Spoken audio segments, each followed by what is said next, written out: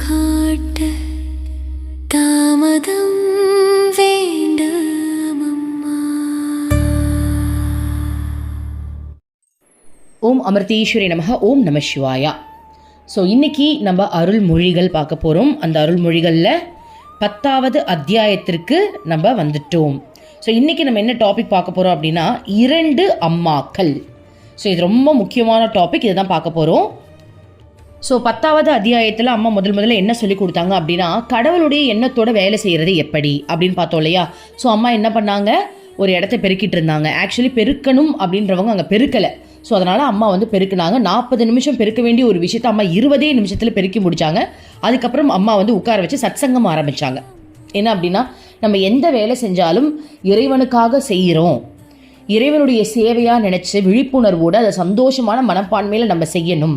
So இதுதான் என் வேலை, இதை நான் செய்ய மாட்டேன், அதுதான் என் வேலை, அதை நான் செய்ய மாட்டேன், அப்படி இருக்கக்கூடாது அப்படின்னு அம்மா நம்ம எல்லாருக்குமே சொல்லி கொடுத்து புரிய வச்சாங்க இல்லையா. ஸோ இது ஏன் வேலை ஓ வேலை பிரிச்செல்லாம் பார்க்காது. அவங்க இல்லையா, ஓகே நீ செஞ்சா என்ன தப்பு, நீ செய்யாத. ஸோ நம்ம எதையுமே இது எந்து, இது உண்டு, இது விருப்பு வெறுப்பு, இது எனக்கு பிடிக்கும், இது எனக்கு பிடிக்காது, நான் இப்படி தான் செய்வேன், அந்த ஒரு கேட்டகரியை நீங்கள் வச்சுக்காதீங்க. உனக்குன்னு ஒரு கேரக்டர் நீ முதல்ல ஃபிக்ஸ் பண்ணிக்காத. ஸோ அது எல்லாத்தையும் தாண்டி வர்றது தான் ஆன்மீகம் அப்படின்றது தான் அம்மா நம்மளுக்கு உணர்த்துனாங்க இல்லையா. ஸோ அந்த வகையில் இன்றைக்கி நம்மளுக்கு என்ன சொல்லித்தர போகிறாங்க அப்படின்னா 2 அம்மாக்கள். ஸோ இது ரொம்ப ஒரு சூப்பரான டாபிக். அதாவது எதை பற்றி அம்மா இதில் சொல்கிறாங்க அப்படின்னா, வெளியில் பார்க்குற அம்மா அமிர்தானந்தமயி தேவி அம்மா எப்படி இருக்காங்க, ஒரு உடலில் இருக்காங்க, வெள்ளைப்புடவை கட்டிக்கிட்டு இருக்காங்க, எல்லாரையும் கட்டி பிடிச்சிக்கிட்டு இருக்காங்க, நம்ம கேட்குற கேள்விக்கு பதில் சொல்லிட்டு இருக்காங்க, ஆன்மீக ரீதியாக நம்மளுக்கு குருவாக இருந்து தீட்சை கொடுத்து நம்மளை அடுத்த நிலைக்கு உயர்த்துறாங்க. இதுதான் வெளியே பார்க்கக்கூடிய நம்மளுடைய அம்மா. ஆனால் அம்மா அந்த உடலில் மட்டும்தான் இருக்காங்களா அப்படின்னா இல்லை. அம்மா இந்த பரபிரம்மம் நமக்குள்ளேயும் இருக்காங்க, நம்ம மனதோட மனமாக கலந்துருக்காங்க. ஸோ அதை பற்றி தான் 2 அம்மாக்கள் அப்படின்ற டாப்பிக்கில் இன்றைக்கி நம்ம பார்க்க போகிறோம். அம்மாவே அதை விளக்குறாங்க. ஸோ அதுக்கு முன்னாடி இந்த விஷயத்தை பற்றி ஒரு விஷயம் உங்களுக்கு நான் சொல்லணும். என்ன அப்படின்னா, இப்போ நம்ம படிக்க போகிற விஷயத்தை நம்ம எல்லாருமே அனுபவிச்சுக்கிட்டு தான் இருக்கோம். எக்ஸாம்பிள் சொன்னால் ஒரு 100%ல் ஒரு 30%ஆவது நம்ம அதை அனுபவிக்கிறோம்.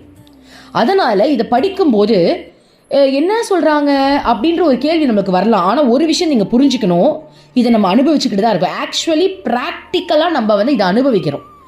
தியரட்டிக்கலாக படிக்கும் போது வேணால் நம்மளுக்கு டிஃப்ரெண்ட்டாக ஃபீல் ஆகலாம். புரியுதுங்களா? அதாவது நமக்கு ஆல்ரெடி தெரிஞ்ச ஒரு விஷயத்தை டெஃபினிஷனாக போட்டு சொல்லும்போது டிஃப்ரெண்ட்டாக நம்ம சுற்றி வளைச்சி மூக்க தொடுற மாதிரி இருக்கும். என்னடா சொன்னீங்கன்னு கேட்கும்போது, இதுதான்ப்பா சொன்னோம், டெஃபினிஷனாக சொன்னோம், அதாவது இதை ஒரு விளக்கமாக நாங்கள் சொன்னோம். அடுப்பில் தூக்கி சட்டியை வைன்னு சொன்னதுக்கா இப்படி சுற்றி வளைச்சி நீ இவ்வளோ பெருசாக லெத்தியாக சொல்கிற அப்படின்ற மாதிரி அம்மா தியரட்டிக்கலாக சொல்லும்போது நமக்கு எதோ புரியாத மாதிரி ஏதோ ஒரு விஷயத்த சொல்கிற மாதிரி ஒரு ஃபீல் வரலாம்.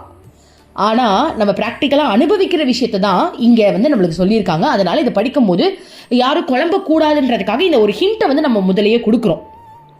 ஸோ என்ன ஹிண்ட்டு, இது நம்மளுக்கு விளக்குறதே அம்மா தான். அம்மா என்ன சொல்கிறாங்க அப்படின்னா, செல்லங்களா அம்மா தியரட்டிக்கலாக சொல்லியிருப்பேன், அதை நினச்சி என்னடான்னு யோசிச்சிடாதீங்க. ஆல்ரெடி நீங்கள் ப்ராக்டிக்கலாக நம்ம அதெல்லாம் பண்ணிட்டு தான் இருக்கோம். அதனால் உங்கள் ப்ராக்டிக்கலோடு நீங்கள் கொஞ்சம் கம்பேர் பண்ணி பார்த்துட்டீங்க அப்படின்னா இந்த தியரி உங்களுக்கு புரிஞ்சிடும் அப்படின்னு அம்மா நம்மளுக்கு இப்போ முன்னாடியே சொல்லிடுறாங்க. சரியா? ஸோ அது என்னன்றதை பார்க்கலாம். 2 அம்மாக்கள். தரிசனத்தின் போது இல்லற பக்தரில் ஒருவர் அம்மாவிடம், அம்மா தாங்கள் ஒரு முறை 2 அம்மாக்கள் இருக்கிறார்கள் என்று சொன்னீர்கள். ஒருவர் உள்ளே இருக்கும் அம்மா, மற்றொருவர் வெளியே தெரியும் அம்மா என்றீர்கள். இதன் மூலம் நீங்கள் சொன்னதன் பொருளை என்னால் புரிந்து கொள்ள முடியவில்லை. ஏன் இந்த வேறுபாடு என்பதை அருள் கூர்ந்து சொல்லுங்கள் என்று கேட்டார். ஸோ இது கேட்டது யாருன்னு பார்த்தீங்கன்னா, ஒரு பக்தர், இல்லற பக்தர்னா நம்ம தாண்டா. நமக்குள்ளே இருக்கிற ஒருத்தர் அம்மா கிட்ட கேட்குறாங்க. என்ன அப்படின்னா, அம்மா 2 அம்மா இருக்காங்கன்னு சொன்னீங்க, ஒன்று இந்த உடலில் இருக்கிறாங்க, இன்னொன்று உங்களுக்குள்ளே இருக்கிற அம்மான்னு அடிக்கடி சொல்கிறீங்களா, நான் உனக்குள்ளேயும் இருக்கேன், நான் உனக்குள்ளேயும் இருக்கேன் அப்படின்னா என்னம்மா, என்னதாம்மா நீங்கள் சொல்ல வரீங்க அப்படின்னு அவங்க கேட்குறாங்க. அதுக்கு அம்மாவே நமக்கு டைரெக்டாக இப்போ பதில் சொல்கிறாங்க. அதை புரிஞ்சுக்கோங்க. இப்போ இந்த கேள்விக்கு நீங்களாக ஒரு பதிலை கெஸ் பண்ணுங்க பார்ப்போம். சத்தியமாக நம்ம எல்லாருக்குமே பதில் இருக்குது. ஆமாவா இல்லையா? பதில் இருக்குது. இது சாப்டருக்கு போகிறதுக்கு முன்னாடி ஜஸ்ட்டு நமக்குள்ளே என்ன பதில் இருக்குன்னு ஆராய்ச்சி பண்ணுவோமே. அம்மா வெளியில் இருக்கிறாங்க, அமிர்தானந்தமயி தேவியே வெளில இருக்காங்க. அம்மா நமக்குள்ளேயும் இருக்காங்களா? சத்தியமாக இருக்காங்க. எப்படிலாம் இருக்காங்க? ஆளாளுக்கு ஒரு பதில் வரும். எல்லாமும் இருக்கிறது அம்மா தான். இப்போ எக்ஸாம்பிள் என்ன கேட்டிங்க அப்படின்னா, அம்மாவோட தான் நான் குடும்பம் நடத்துகிறேன், அம்மாவோட தான் சமைக்கிறேன், அம்மாவோட தான் சாப்பிட்றேன், அம்மாவோட தான் பேசுகிறேன், அம்மாவோட தான் பழகிறேன், அம்மா எனக்குள்ளேயும் இருக்காங்க, என் ஃபோட்டோலையும் இருக்காங்க, என் வீட்டில் இருக்கிற ஒவ்வொரு பொருளையும் அம்மா இருக்காங்க. ஸோ அம்மா தான் என்னை வழி நடத்துகிறாங்க. என்னால் அதை நல்லா உணர முடியுது. நான் பேசுகிறது கூட அம்மா எனக்குள்ளே இருந்து பேசுறது தான். ஓகேவா? அதாவது எப்போல்லாம் எனக்கே நான் பேசுகிறது ஆச்சரியமாக இருக்கோ அப்போல்லாம் அதை நான் நினச்சிப்பேன், அம்மா இதை நான் பேசல, இதை நீ தான் பேசுனீங்கன்ட்டு. எப்போல்லாம் எனக்குன்னா அகங்காரம் தலை ஓங்கி இருக்கோ அப்போ அது அம்மா கிடையாது. என்னால் அதை புரிஞ்சிக்க முடியுது. இப்போ ஏதாவது ஒரு விஷயத்த நான் பண்ணிவிட்டு அதில் எனக்கு பெருமை வந்துருச்சு அப்படின்னா அது அம்மா கிடையாதுன்னா. ஆனால் என்னையே அறியாமல் ஒரு விஷயம் எனக்கே ஆச்சரியம் தர வகையில் நான் ஒரு விஷயம் பண்ணுறேன் அப்படின்னா அது அம்மா. ஸோ என்னாலேயே அதை உணர முடியுது, எனக்குள்ளே அம்மா இருந்து எப்படி என்னை வழி நடத்துகிறாங்க. புரியுதுங்களா? அம்மா வந்து ஒரு நிர்குணம், அம்மாவுக்கு வந்து குணங்கள் கிடையாது. பட் எனக்காக என்ன சாட்டிஸ்ஃபேக்ஷன் பண்ணுறதுக்காக அம்மா நிறைய விஷயம் பண்ணுறாங்க. அம்மா வந்து என்ன சந்தோஷப்படுத்துறது தான் அம்மாவுடைய வேலை அப்படின்றதுனால அம்மாவுக்கு சந்தோஷம் எதுன்னு பார்த்தீங்கன்னா என்ன சந்தோஷப்படுத்துறது அம்மாவுக்கு ஒரு சந்தோஷம். நான் ஆன்மீக ரீதியாக வளர்றது அம்மாவுக்கு ஒரு சந்தோஷம். அம்மாவுக்கு தனியாக ஏதாவது ஒரு சந்தோஷம் இருக்கான்னு கேட்டால் இல்லை. ஸோ இதெல்லாமே எனக்கே புரியுது. ஓகேவா? இப்போ நான் ஆசிரமத்தில் அம்மா கூட இருக்கேன். அம்மாவை நான் நேரில் பார்க்கறத விட நான் வீட்டில் இருக்கும்போது தாண்டா அம்மாவோட நான் ரொம்ப நெருக்கத்தில் இருப்பேன். என்னாலேயே அதை ரியலைஸ் பண்ண முடியுது. ஏன்னா நான் வீட்டில் இருக்கும்போது அம்மாவோட ரொம்ப உரிமையாக இருப்பேன், அம்மாவோட பேசிக்கிட்டே இருப்பேன். ஆனால் ஆசிரமத்தில் போகும்போது கூட என்னால் அம்மாவால் அவ்வளோ தூரம் அம்மா கிட்ட நேரில் பேச முடியாது. அப்போது நான் வெளியில் இருக்கிற அம்மாவை விட உள்ளே இருக்கிற அம்மாவோட ரொம்ப க்ளோஸாக இருக்கேன். எனக்கு தெரிஞ்சு நீங்கள் எல்லாருமே அப்படி தான் இருப்பீங்க நான் நம்புகிறேன். கரெக்டு தானே? அப்போது ரெண்டு அம்மாக்களை நம்மளாலேயே வந்துட்டு இங்கே டிஃப்ரென்ஸ் கண்டுபிடிக்க முடியுதா?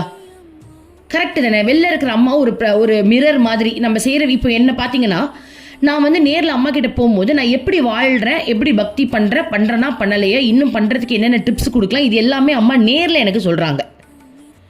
ஆனால் உள்ளே இருக்கிற அம்மா ஒவ்வொரு நிமிஷமும் என்னை விடாமல், ஒரு செகண்ட் விடாமல் என்னை அடுத்த நிலைக்கு உயர்த்துறதுக்கு இறங்கி வேலை செய்கிறாங்க. என் மனசோட மனசாக அம்மா கலந்து இருக்காங்க. ஓகேவா? ஸோ எனக்குள்ள அம்மா கலந்து இருக்காங்க. இது வந்து என்னுடைய பதில். உங்களுக்கும் அந்த மாதிரி நிறைய பதில் வரும். நீங்கள் அதை அனுபவிக்கிறீங்க. ஆமாவா இல்லையா? ஒவ்வொருத்தரும் அனுபவிக்கிறீங்க. ஸோ இப்போ அம்மா இதுக்கு என்ன பதில் சொல்கிறாங்க? இரண்டு அம்மாக்கள்னா என்ன, அம்மா இதுக்கு என்ன பதில் சொல்கிறாங்க அப்படின்றத நம்ம பார்க்கலாமா? ஓகே. அம்மாவிடம் இருந்து இதற்கான பதில் வந்தது. மகனே, அம்மாவிடம் இரண்டு தன்மைகள் உண்டு. ஒன்று மாய ரூபம், மற்றொன்று மனதின் மனதாக விளங்கும் அம்மாவின் வடிவம். பார்த்தீங்களா? ஒன்று வந்து மாய ரூபம். மாய ரூபம் அதாவது மாயையால் நிறைஞ்ச ஒரு ரூபம். மாயை அம்மா ஆக்சுவலி உடலே கிடையாது, ஆனால் உடலில் தான் இருக்காங்க. அதை தான் மாயைன்னு சொல்கிறாங்க. நான் உடல் கிடையாது, ஆனால் ஒரு உடலில் இருக்கேன். அதான் மாயை, மாய ரூபம். அம்மாவுக்கு இதுதான் ஃபேஸ்ன்னு ஏதாவது இருக்கா? பட் நமக்காக அந்த ஃபேஸில் இருக்காங்க. ஆனால் அம்மாவோட ஃபேஸ் அதுவான்னு கேட்டால் இல்லை. அவங்க பரபிரம்மம். எப்போ வேணாலும் எந்த ஃபேஸ் வேணாலும் அவங்களால எடுத்துக்க முடியும். நம்மளே அவங்க தான். நம்மளுடைய முகமே அம்மாவுடைய முகம் தான். அப்போது அம்மா சொல்கிறாங்க, ஒன்று மாய ரூபம். நான் இப்போ ஒரு உடலில் இருக்கேன் இல்லையா, இது உண்மை கிடையாது, இது ஒரு மாயை. ஆனால் அதுக்குள்ளே இருக்கேன், உங்களுக்காக வாழ்ந்துக்கிட்டு இருக்கேன் இல்லையா, உங்களுக்காக ஒரு உடம்பை சுமந்துக்கிட்டு அதுக்குள்ளே இருக்க இல்லையா, அதுதான் மாய ரூபம். அது வந்து ஒரு மாயை. ஆக்சுவலி அது உண்மையே கிடையாது. அது ஒன்று, நம்பர் 1. நம்பர் 2, மனதோடு மனதாக கலந்திருப்பது. ஓகேவா? அதில் நம்மளுக்கு உணர முடியும்டா. நம்மளாலே உணர முடியும். நம்ம மனசே, நம்ம சிரிச்சா அது அம்மா சிரிக்கிறது, நம்ம அழுதா அது அம்மா அழுகுறது. அம்மாவுடைய உணர்வாகவே நம்ம உணர்வு தான் அம்மாவுடைய உணர்வு. நம்மளுடைய மனமே அம்மாவுடைய அந்த மனதோடு அம்மா கலந்துருக்கிறது தான் அந்த 2வதுன்னு சொல்கிறாங்க. ஒன்று மாய ரூபம், இன்னொன்று மனதோடு மனதாக கலந்திருப்பது. ஓகேவா? வெளியே தெரிவது மாய ரூபமான இந்த வடிவம். இதையே நீங்கள் அம்மா என்று அழைக்கின்றீர்கள். ஓகேவா? ஸோ வெளில தெரியுது மாய ரூபம்னு அம்மா சொல்லிட்டாங்க. மனதின் மனதாக விளங்கும் இன்னொரு அம்மா உண்டு. இந்த அம்மாவை சாதாரணமாக நீங்கள் யாரும் பார்ப்பது இல்லை. உங்களால் வெளியே தெரியும் அம்மாவின் வடிவத்தை மட்டுமே காண முடியும். ஸோ வெளியில் தெரிகிற அம்மாவை மட்டும்தான் நீங்கள் பார்க்க முடியும். ஆனால் மனசுக்குள்ளே இருக்கக்கூடிய அம்மாவை உங்களால் பார்க்க முடியாது, ஆனால் உணர முடியும். நம்மளால் உணர முடியுதா இல்லையா? முடியுதா இல்லையா? என் கூட அம்மா இருக்காங்க, இந்த விஷயத்த அம்மா தான் செஞ்சாங்க, இந்த வார்த்தையை அம்மா தான் பேசினாங்க. என்னால் அது உணர முடியுதா இல்லையா? என்னாலே உணர முடியுது. உங்களால் சத்தியமாக உணர முடியுதா? ஸோ அம்மா வந்து நம்மளால் பார்க்க முடியல. அந்த உள்ளுக்குள்ளே இருக்கிற அம்மாவை வந்து நம்மளால் பார்க்க முடியாது, ஆனால் உணர முடியும். ஓகே, அடுத்தது பார்க்கலாம்.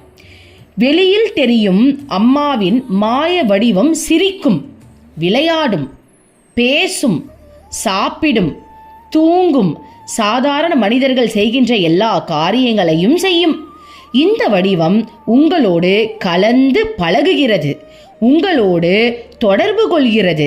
இந்த வடிவம் மாறும். இந்த வடிவத்திற்கு வயதாகும். இது பிறந்தது. எனவே இது நிச்சயம் இறந்தாக வேண்டும். இது ஓர் ஆரம்பத்தையும் ஒரு முடிவையும் உடையது. புரியுதுங்களா? அம்மாவுடைய உடலுக்கு ஒரு ஆரம்பம், பிறப்புன்னு ஒன்று இருக்கும், முடிவு இறப்புன்னு ஒன்று இருக்கும். இந்த உடலில் இருக்கக்கூடிய அம்மா உங்களோட பேசும், சாப்பிடும், தூங்கும், சிரிக்கும், எல்லாமே பண்ணும். ஏன்னா என்னை திருத்துறதுக்காக அம்மா இந்த உடம்புல வந்திருக்காங்க அப்படின்னா நான் பண்ண வேண்டிய எல்லா விஷயங்களும் அம்மா பண்ணாதானே நான் அம்மா புரிஞ்சுக்க முடியும். ஓரளவுக்கு அம்மா சொல்கிறத நம்ம கேட்க முடியும். அம்மா எனக்கு பிடிச்ச மாதிரி நடந்துக்கிட்டா மட்டும்தானே நான் அம்மாவோட க்ளோஸ் ஆவேன். இல்லைன்னா நான் அம்மாவோட க்ளோஸ் ஆவேனா? ஆக மாட்டேன். இப்போ எக்ஸாம்பிள் எடுத்துப்போம், ஒரு பாம்பு எடுத்துப்போம். அந்த பாம்புக்கு இப்போ இருக்கக்கூடிய அம்மா கிட்ட க்ளோஸ் ஆக முடியுமா? முடியும். இல்லைன்னு சொல்ல, அம்மா ஆல்ரெடி பாம்பு கூடலாம் விளையாடி இருக்காங்க. நான் என்ன கேட்குறேன் அப்படின்னா, மனித உடம்புல இருக்கக்கூடிய நம்ம அதே மனித உடம்புல இருக்கக்கூடிய இறைவனை நம்ம அனுபவிச்சா மட்டும்தான் அந்த உணர்வு ரீதியாக அவங்களோட நம்ம கலக்க முடியும்.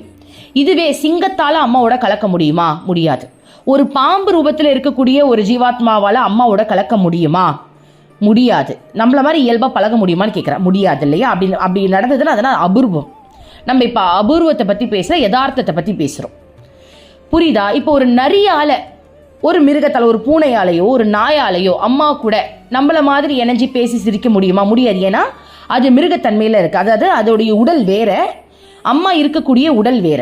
இப்போது அதே பரமாத்மா நாகாத்தம்மா நம்ம கும்பிட்றோம் இல்லையா? நாகாத்தம்மன், நரசிம்ம பெருமாள் கும்பிட்றோமா இல்லையா?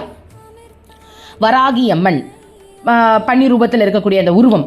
ஸோ அப்போது அந்தந்த உருவத்துக்கு ஏற்ற மாதிரி இறைவன் வடிவம் கொண்டு அவங்க கூட பழகுறாங்க அப்படின்னா அந்த பாம்புக்கு ஏற்ற தன்மையில் நாகாத்தம்மன் அந்த பாம்பாவே பழகுவாங்க. கரெக்டு தானே? இப்போ வராக மூர்த்தியாக இருக்காங்க அப்படின்னா இப்போ பன்னி கூட பழகுறாங்க அப்படின்னா அந்த பன்னிக்கு பிடிச்ச மாதிரிலாம் அவங்க பழகணும். அப்போ தான் அந்த பன்னியை அவங்க அட்ராக்ட் பண்ண முடியும். அந்த பன்னிக்கு வராக அவதாரத்தில் இருக்கக்கூடிய இறைவனை ரொம்ப பிடிச்சி அவங்களோட மெர்ஜாக முடியும். அதுக்காக இறைவன் அந்த வராக அவதாரத்தில் இருக்கிறவங்க மட்டும்தான் இறைவனை நம்ம கணிக்க முடியாது, சொல்ல முடியாது இல்லையா? அதை தான் அம்மா இங்கே சிம்பாலிக்காக நம்மளுக்கு சொல்ல வராங்க. நான் உனக்காக மனுஷ ரூபத்தில் இருக்கேன், ஆனால் நான் மனிதன் கிடையாது. நான் எல்லாமே என்ன எல்லாமேன்னு கேட்டால் அவன் நான் எல்லாமே, வெறும் மனுஷன்னு மட்டும் நான் சொல்ல முடியாது. ஆனால் உன்னை அட்ராக்ட் பண்ணுறதுக்காக, உன்னை புரிய வைக்கிறதுக்காக, உன்னை அடுத்த நிலைக்கு உயர்த்துறதுக்காக நான் மனுஷ ரூபத்தில் வந்திருக்கேன். புரியுதா? மிருகங்களுக்கு மிருக ரூபத்தில் போனால் மட்டும்தான் அதை அட்ராக்ட் பண்ண முடியும். அதுக்கு புரியும் கடவுள்னா யாருன்ட்டு. அதோடைய தன்மைக்கு இறங்கி போனால் தான் அதுக்கு புரியும். நம்ம தன்மைக்கு அம்மா இறைவன் இறங்கி வந்தால் தான் நமக்கு புரியும். அதனால் அம்மா இந்த உடலில் இருக்காங்க. ஸோ அதனால் நான் சாப்பிட்றேன். ஆனால் எனக்கு சாப்பாடு தேவையா? எனக்கு சாப்பாடு தேவை கிடையாது. பட் நான் உனக்காக இந்த உடம்புல வந்திருக்கேன்ல, நானும் உன்ன மாதிரியே இயல்பாக சாப்பிட்டு பேசி பழகி உன் கூட சந்தோஷமாக இருந்தால் மட்டும்தானே நீ என்னை புரிஞ்சுக்க முடியும்னா என்னுடைய அன்பில் உன்னால் இணைய முடியும். அப்போ தானே எனக்காக நீ உயிரை கூட கொடுப்பன்ற அளவுக்கு இறங்கி வருவ. இல்லைனா நீ வந்துடுவியா? வரமாட்டோம்ல. அதனால தான் அம்மா வெளி உருவத்தில் இப்படி இருக்காங்க. அடுத்தது, வெளியே தெரியும் அம்மாவுடன் நெருக்கமாக பழகுவதன் மூலம் ஓரளவுக்கு இந்த வெளி அம்மாவை பற்றி தெரிந்து கொள்ள முடியும். இந்த அம்மாவோடு பேசவும் முடியும், கேள்விகள் கேட்கவும் முடியும். அம்மாவின் குழந்தைகள் இந்த வடிவத்தில் அன்பு கொள்கின்றார்கள். இந்த வடிவத்தின் மூலம் அம்மாவுக்கு தன் குழந்தைகளிடம் அன்பு செலுத்துகின்றேன். அதாவது இந்த வடிவத்தின் மூலம் அம்மாவும் தன் குழந்தைகளிடம் அன்பு செலுத்துகின்றேன். வெளியே தெரியும் அம்மாவை நீங்கள் சில நேரம் மகிழ்ச்சியூட்ட முடியும். அவரை நீங்கள் சந்தோஷப்படுத்தவும் முடியும், அழ வைக்கவும் முடியும். நீங்கள் அவரை சாப்பிட வைக்கவும் முடியும், அவருக்கு சேவை செய்யவும் முடியும், அவரை ஓய்வாக இருக்க வைக்கவும் முடியும். வெளி அம்மா தமாஸ் செய்து சிரிப்பார், தன் குழந்தைகளுக்காக வருந்துவார். சில நேரங்களில் மிகுந்த பாசத்தை காட்டுவார், சில நேரங்களில் உங்கள் விருப்பத்திற்கு ஏற்ப நடந்து கொள்வார். இந்த வெளியே பார்க்க முடிகின்ற அம்மா முக்கியமானவர்தான். உள்ளே இருக்கும் அம்மாவை போலவே வெளியே தெரியும் அம்மாவும் மிகவும் முக்கியமானவர்தான். ஏனென்றால் வெளியில் தெரியும் அம்மா இல்லாவிட்டால் உள்ளே இருக்கும் அம்மாவை பற்றி உங்களால் சற்றும் புரிந்து கொள்ள இயலாது. புரியுதுங்களா? அம்மா என்ன சொல்றாங்க? நீங்கள் நினச்சா என்னை சிரிக்க வைக்க முடியும், அழ வைக்க முடியும், என்னை தூங்க வைக்க முடியும், எனக்கு சேவை செய்ய முடியும், எனக்கு சாப்பாடு ஊட்டி விட முடியும், என்னை சாப்பிட சொல்ல முடியும், எல்லாமே பண்ண முடியும். ஏன் அம்மா இதெல்லாம் பண்ணுறாங்க? இதெல்லாம் பண்ணாதான் நம்ம அம்மாவுக்கு அட்ராக்ட் ஆகும். அம்மா பாட்டுக்கு வந்து செவனேன்னு உட்காந்துட்டு இருந்தாங்கன்னா நம்ம என்ன பண்ணுவோம்? நம்மளும் அம்மா தெய்வமே தாயே எங்களெல்லாம் காப்பாற்றுங்க அப்படின்னு விழுந்து கும்பிட்டு போயிட்டே இருப்போம். அம்மா மேலே அன்பு வருமா? அன்பு வருமானு கேட்டால் பக்தி வரும். அதாவது நார்மல் பக்தி சொல்கிறேன். அம்மா வந்து இந்த மாதிரி விஷயங்கள்லாம் நம்ம கூட பண்ணாமல் இருக்காங்க அப்படின்னா நம்மளுக்கு எப்படி இருக்கும் அப்படின்னா, ஒரு கோவிலில் சிலையை பார்த்தா நம்மளுக்கு என்ன தோணும்? என்ன தோணும்? கேட்க மட்டும்தான் தோணும், வேறு எதுவுமே தோணாது. இறைவா எங்களை காப்பாற்றுங்க இறைவா, எனக்கு எப்படியாவது வேலை கிடச்சிடணும் இறைவா, இந்த குழந்தைங்களுக்கு எப்படியாவது நல்லபடியாக கல்யாணம் பண்ணி வச்சிரு இறைவா, எனக்கு புள்ள குட்டியை மட்டும் கொடுத்துருங்க இறைவா, என்னை எப்படியாவது கட்டி காப்பாற்றுங்க இறைவான்னு கேட்போம். அவ்வளோதான் தெரியும், வேறு ஏதாவது தெரியுமா? ஆனால் அதே கடவுள் நம்மளோட சாப்பிட்டு சிரித்து பேசி விளையாடி நம்ம கூட உறவாடினாங்க அப்படின்னா நம்ம உயிரையே அவங்கக்கிட்ட கொடுப்போம். ஆமாவா இல்லையா? நம்ம எல்லாரும் கடவுளை விட யாரை அதிகமாக நேசிக்கிறோம்னு பார்த்தீங்கன்னா கூட இருக்கிறவங்கள தான் அதிகமாக நேசிக்கிறோம். அப்பாவை நேசிக்கிறோம், அம்மாவை நேசிக்கிறோம், குழந்தைங்களை நேசிக்கிறோம். ஏன்னா அவங்க நம்ம கூட பேசுகிறாங்க, பழகுறாங்க, சிரிக்கிறாங்க, விளையாடுறாங்க, நம்ம கூட சண்டை போடுறாங்க. நம்ம உணர்வோட பின்னி பிணையறதுக்கு இந்த செயல்கள் ஒரு வழிவகுக்குது. ஆனால் கடவுளோட நம்மளுக்கு அந்த இயல்பு வருதா? வரவே இல்லை. அப்போ கடவுள் பார்த்தாரு, என்னடா ஏன் கூட விளையாடுவேன்னு பார்த்தா உன்ன மாதிரியே இருக்கிற ஜீவாத்மா கிட்ட இப்படி பின்னி பிணையிற, அவங்களுக்கு ஒரு அடிபட்டுச்சுன்னா ஓடி போய் உழுவுற, என்கிட்ட வந்து நீ அந்த பாசத்தை காட்டவே மாட்டிக்கிற. அப்போ கடவுள் பார்த்தாருவா, நானும் உனக்கு அப்போ மனுஷ ரூபத்தில் பூமிக்கு வரேன், நானும் சிரிக்கிறேன், நானும் பழகிறேன், நானும் பேசுகிறேன். அப்போ அவர் அதே மாதிரி குருவாக வந்து பழகிறாரு, பேசுகிறாரு. ஸோ நமக்கு அவங்க மேலே ஒரு அட்டாச்மெண்ட் உருவாகுது. அப்போது அவங்க மேலே அட்டாச்மெண்ட் உருவாகிறதுனால அவங்க சொல்கிறதெல்லாம் நம்ம கேட்க ஆரம்பிக்கிறோம். அவங்க நம்மளுக்கு சொல்லித்தராங்க. ஏன்னா யார் கூட நெருக்கமாக பழகிறோமோ அவங்களுக்காக நம்ம என்ன வேணாலும் செய்வோம் இல்லையா? அப்போ அவங்க நம்மக்கிட்ட உண்மையான அன்பை காட்டும் போது நம்மளையே அறியாமல் நம்மளும் அவங்கக்கிட்ட உண்மையான அன்பை காட்டுறதுக்காக என்ன வேணாலும் பண்ணுறோம். இத்தனை நாள் நம்ம சொத்து சேர்த்து வச்சுருப்போம். ஆனால் அம்மாவை பார்த்து அம்மாவோட பேசி பழகினதுக்கப்புறம் அம்மா சொல்கிறதெல்லாம் நம்ம செய்கிறோம். தானம் செய், தர்மம் செய், இவங்களுக்கு இதை பண்ணு, அப்போ நம்ம ஈஸியாக பண்ண முடியுது. ஏன்னா அந்த நெருக்கம்.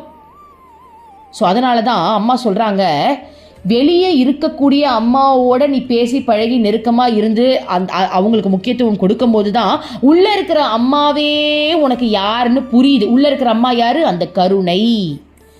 இத்தனை நாள் நீ உனக்காக சம்பாரிச்சுக்கிட்டு இருந்த, இன்னைக்கு அம்மா வெளியில் இருக்கிற அம்மா வந்து உன் கூட பழகி உன் கூட நெருக்கமாகி வாழ்க்கைனா என்னன்னு சொல்லி கொடுக்கும்போது உள்ளுக்குள்ளே இருக்கிற கருணை அப்படின்ற அந்த அம்மா வெளியே வராங்களா?